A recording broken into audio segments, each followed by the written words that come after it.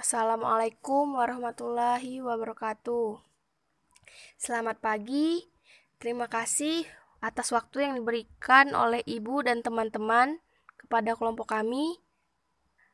Kami dari kelompok 1 yang beranggotakan Alif Dio Setiawan, NIM 3011811001, Arta Sri Rahayu, NIM 3011811003, Muhri dengan NIM 3011811016 akan mempresentasikan materi dari akuntansi perilakuan yang berjudul Pengantar Akuntansi Keperilakuan. Nah, pada slide pertama ada peran akuntansi tradisional. Akuntansi manajemen sendiri atau bisa disebut akuntansi manajerial berkaitan dengan pelaporan internal. Sedangkan informasi yang disajikan kepada manajer tidak terikat oleh GAAP. Nah, GAAP ini sendiri merupakan kombinasi dari standar otoritatif dan cara umum yang diterima untuk merekam dan melaporkan informasi akuntansi.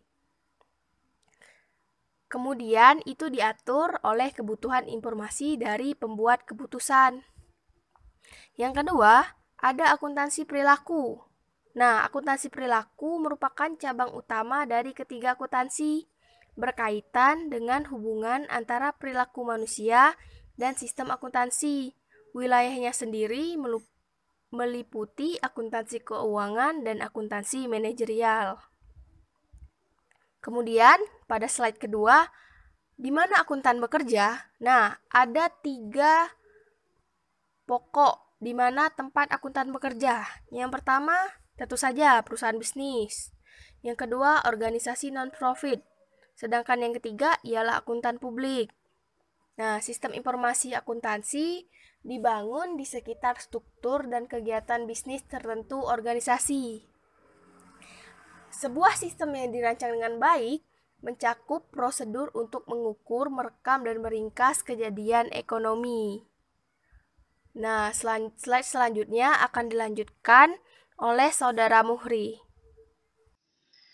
Baik, saya akan melanjutkan pembahasan tentang akuntansi keperilakuan dari Saudara Arta. Jadi, definisi dan melingkup akuntansi keperilakuan. Akuntansi keperilakuan melampaui peran akuntansi tradisional dari mengumpulkan, mengukur, mencatat, dan melaporkan informasi keuangan.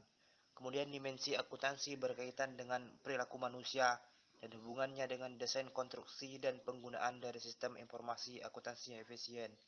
Jadi akuntansi keperilakuan itu sangat erat halnya dengan kehidupan kita sehari-hari. Kemudian lingkup akuntansi keperilakuan yaitu pertama, pengaruh perilaku manusia pada desain, konstruksi, dan penggunaan sistem akuntansi. Yang kedua, pengaruh sistem akuntansi pada perilaku manusia. Yang ketiga, metode untuk memprediksi dan strategi untuk mengubah perilaku manusia. Dan selanjutnya yaitu penerapan akuntansi keperilakuan. Tugas akuntansi keperilakuan saat ini adalah untuk menyelidiki bagaimana orang saat ini berperilaku dan bagaimana mereka melihat pekerjaan mereka, perusahaan mereka, dan rekan-rekan kerja mereka. Kemudian untuk tujuan internal, perilaku akuntan dan menyediakan manajemen tidak hanya dengan informasi tentang bagaimana orang berperilaku, tapi juga dengan alasan mengapa orang berperilaku seperti yang mereka lakukan dan rekomendasi untuk mengubah perilaku yang disfungsional. Oke, presentasi selanjutnya akan dilanjutkan oleh Alif Dio Setiawan. Oke, baiklah, saya akan melanjutkan diskusi presentasi dari kelompok 1. Baiklah, sekarang saya akan menjelaskan tentang akuntansi keperilakuan. Sebuah ekstensi logis peran akuntansi tradisional. Para pengambil keputusan yang menggunakan informasi laporan akuntansi lebih banyak digunakan karena memuat informasi yang lebih relevan. Hal ini maksudnya, jadi melalui laporan keuangan atau laporan data-data dari akuntansi itu bisa menjadi sebagai sumber informasi dalam mengambil sebuah keputusan. Itu baik untuk mengambil keputusan dalam hal penganggaran ataupun keputusan yang lebih bersifat teknis dalam hal perencanaan maupun penganggaran. Lalu selanjutnya sebagai bahan evaluasi kinerja dari para karyawan ataupun dari kinerja perusahaan itu sendiri. Akuntan mengakui pernyataan dalam prinsip akuntansi sebagai pengungkapan penuh. Prinsip ini tidak membutuhkan penjelasan tambahan dan rincian tambahan yang mendukung peristiwa organisasi keuangan yang dilaporkan. Oke, selanjutnya sejarah akuntansi perilakuan. Jadi berbicara masalah sejarah pastinya berhubungan dengan yang namanya histori tentang perkembangan akuntansi keperilakuan.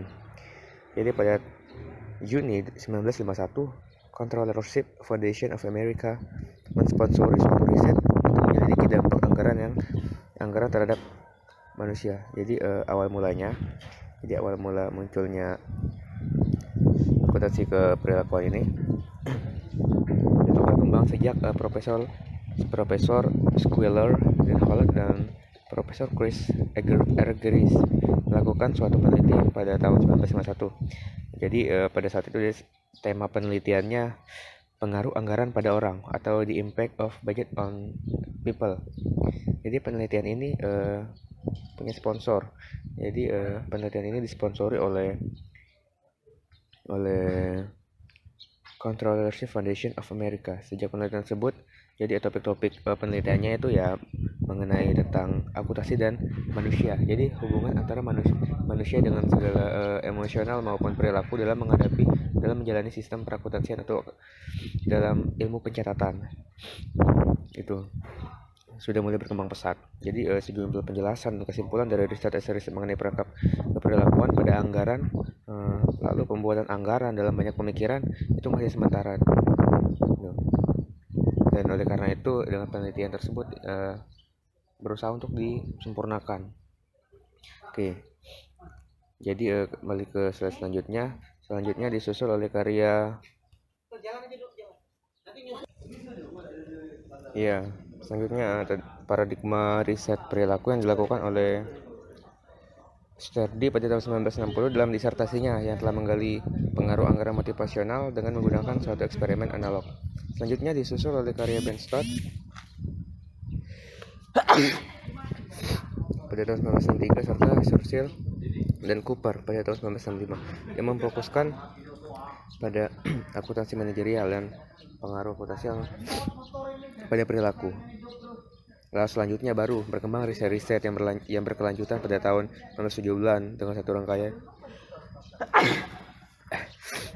satu rangkaian studi oleh Mock 1969 sampai 1973, Berfield 1972, Mage dan Dicaut 1978, Ben Bassat dan Dexter 1979. Nah, selanjutnya baru fokus dari studi tersebut pada akuntansi manajerial, namun penekanannya mengalami pergeseran dari pengaruh fungsi akuntansi ke perilaku terhadap pemrosesan informasi oleh pembuat keputusan. Studi yang mempengaruhi bidang ini dilakukan oleh Aston 1974 dan Libby 1975 yang membentuk suatu standar dalam riset eksperimental dan validasi internal untuk perkembangan riset yang diikuti. Oke. Maka jadi selanjutnya mulai dari tahun 1960-an sampai dengan 1980-an jumlah artikel mengenai akuntansi perilakuan itu semakin meningkat karena semakin banyak para aktor-aktor dalam dunia akuntansi yang mulai memainkan perannya lebih bersemangat lagi dalam meningkatkan pengembangan antara hubungan akuntansi dan manusia. Oke, baiklah, mungkin itu presentasi dari kelompok kami. Kurang lebih saya mohon maaf. Pada Allah saya mohon ampun. Wabillahi taufiq wal hidayah. Assalamualaikum warahmatullahi wabarakatuh.